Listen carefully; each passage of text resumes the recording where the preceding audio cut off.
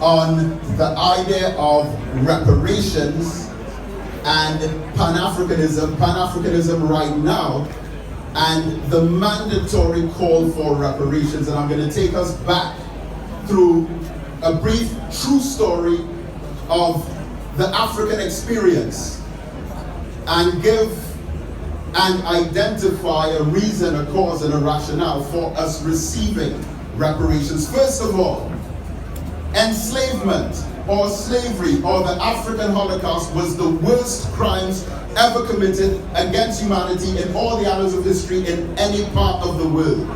There are four main reasons why the African Holocaust was the worst ever. Reason number one, because of the amount of lives that were taken. A conservative estimate by the United Nations is that approximately 200 million African lives were lost in the Middle Passage alone. Reason number two, the duration of time through which this African Holocaust took place, almost 400 years of us being robbed of our name, language, religion, culture, morals, folkways, laws, norms, and everything that once made us a great people. We were disconnected and dispossessed from the heritage and glory of Africa. For hundreds of years, there has never been a conflict that has lasted that long. Reason number three, the brutality, the atrocities, the cruelty, the wickedness committed against African people, where we were beaten, lynched, murdered, and tortured. Dr. Eric Williams, in his book Capitalism and Slavery, says that we Africans were packed like books on shelves. He says it was like the transportation of black cattle.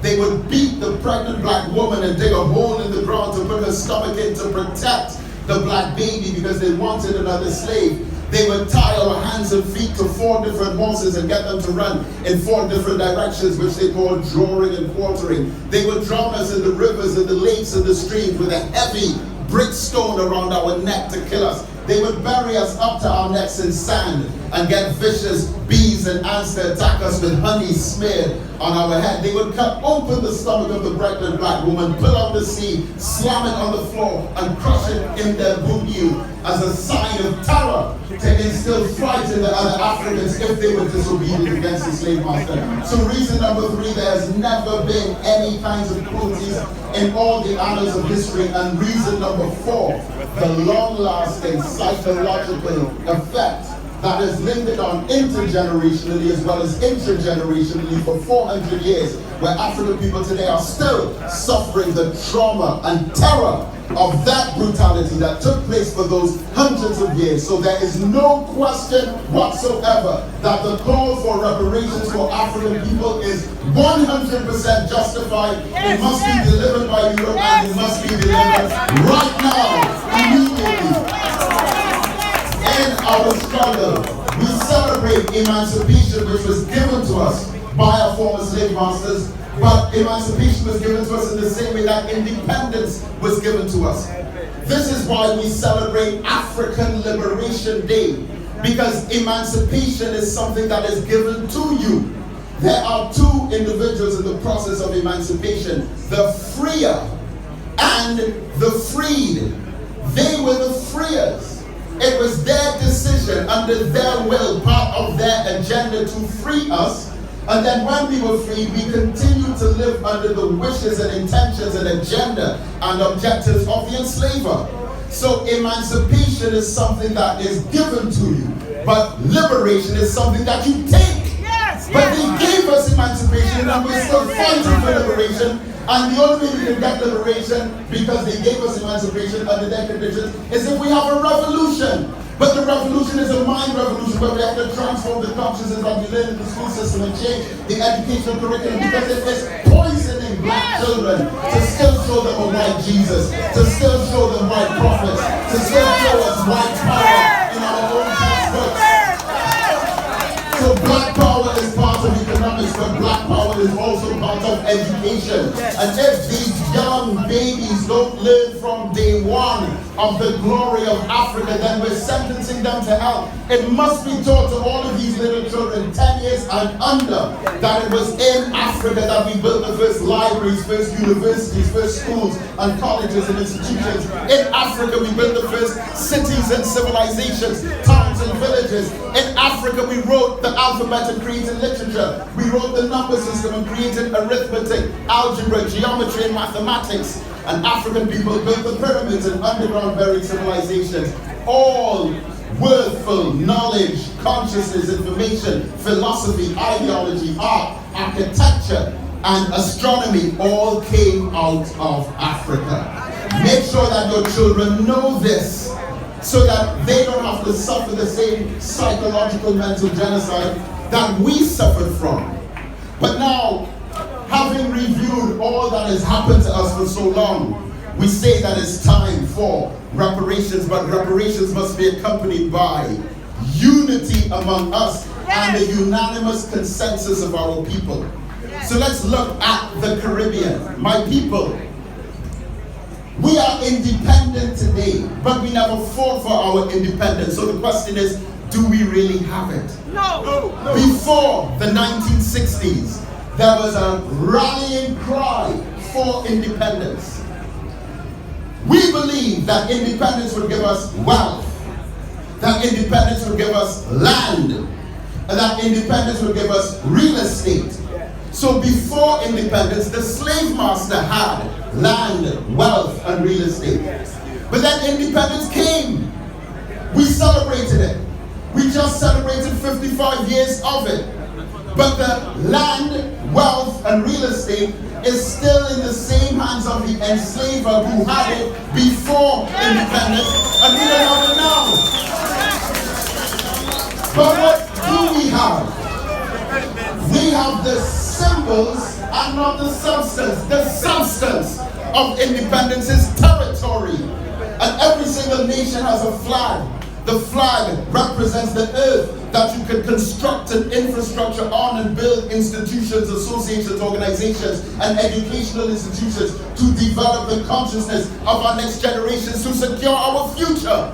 That is the substance of independence. But we were left with only the symbol of independence. And the symbol of independence are the colors: yellow, green, and black. It's the national anthem, it's the national watchwords, it's the national pledge, it's what we recite. It's when the reggae boys come out to play, how we come out in our numbers by the thousands in the national colors. It is the derailing of the consciousness of us knowing exactly what that real independence means.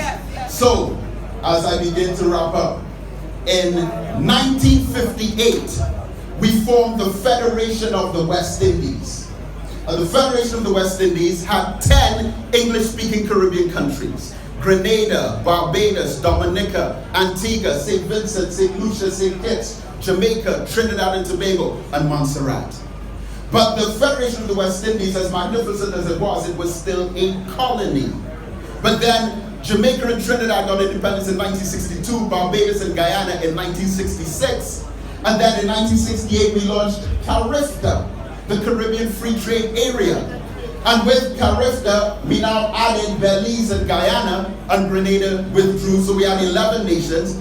Then on July 4th, 1973, we launched CARICOM with 4 great giants: Errol Barrow of Barbados, Michael Manley of Jamaica, Dr. Eric Williams of Trinidad and Tobago, and Forbes Burnham of Guyana. And we have this idea of a United States of the Caribbean in the same way that there's a United States of America. And the reason that the United States of America has power is because they're united.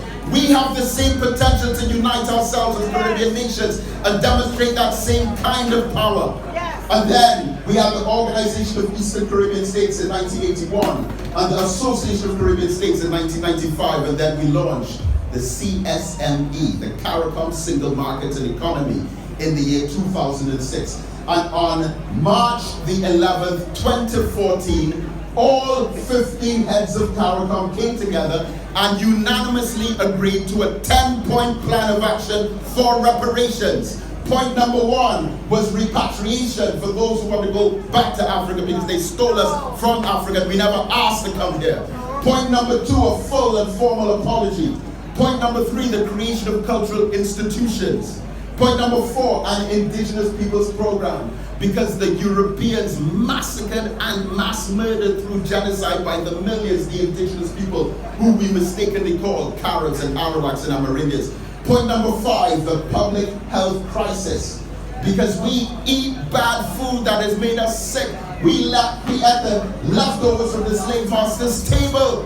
Every part of the animal that he did not eat, he ate.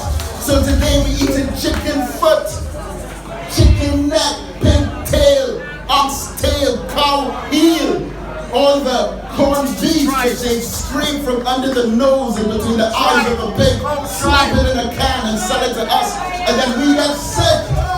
So point number 5 was the public health crisis. Point number 6, the African Knowledge Program. Point number 7, the literacy eradication. Point number 8, psychological rehabilitation, because this experience of slavery has made some of us crazy. And then they build madhouse institutions to put us in, but anyone would go crazy after suffering the 400 years atrocities that we went through. Point number 9, debt cancellation. And point number 10, the transfer of technology. Not necessarily cash money, but if we can all unite behind the program for reparations and we come together and make that our first priority, then we can rise up once again as a people. And I leave you with this. Many of us are calling for a boycott.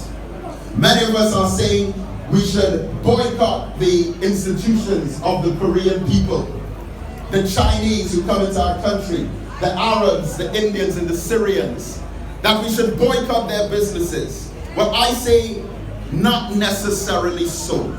We don't need a boycott.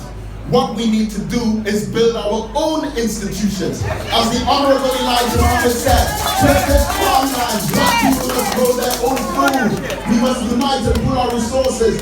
Shop in the black-owned supermarket, eat in the black-owned restaurant, buy your bread from the black-owned bakery. Today, our leader and teacher, the Honorable Minister Louis Farrakhan, who was inspired by the Honorable Marcus Garvey, looked into the face of Marcus Garvey and said, where is this great man that we can follow him?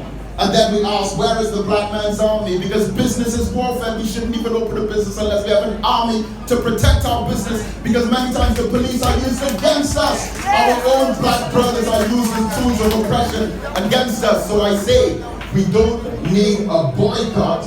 We need a man cut, where we can get up as men and build, stand up strong. And so, we urge you, beloved, to get this book, Black Studies, which pulls together all the ideas of the Honorable Elijah Muhammad, Marcus Garvey, Kwame Ture, Dr. Martin Luther King, Malcolm X, the Pan-Africanist movement, Black Nationalists, the Black Panthers, His Imperial Majesty Emperor Haile Selassie of Ethiopia. Over 370 references for our children, so that we can learn black economics, black sociology, black politics, black psychology, black ideology, and get knowledge, for it is the principal thing. But with all our getting of knowledge, we must also get wisdom and understanding. So my people, I want to thank you for me and for you being patient to hear these few words. I say, long live the spirit of Marcus Garvey. Let us not just come together once a year to celebrate Marcus Garvey Day, which is also my birthday, and I'm blessed to have that privilege as well. But let us make it a national objective among all of us to come together. And I want to say, my beloved brother, Brother Clive Muhammad, over there in the corner, just give a warm round of applause to Brother Clive Muhammad of Jamaica. He is the Nation of Islam representative of Jamaica. Every single week he's teaching this great consciousness in Portmore. And you can see us afterwards. You can get the book Black Studies at half price. Thank you so much. May Almighty God continue to bless you. I say, long live the spirits of Marcus Garvey, long live the spirits of the Honorable Elijah Muhammad, long live the spirits of a son of the soil of Jamaica, Minister Louis Farrakhan, and long live the ideology and objective of black power. May God continue to bless you as I teach with peace. Assalamu alaikum. Thank you for joining me.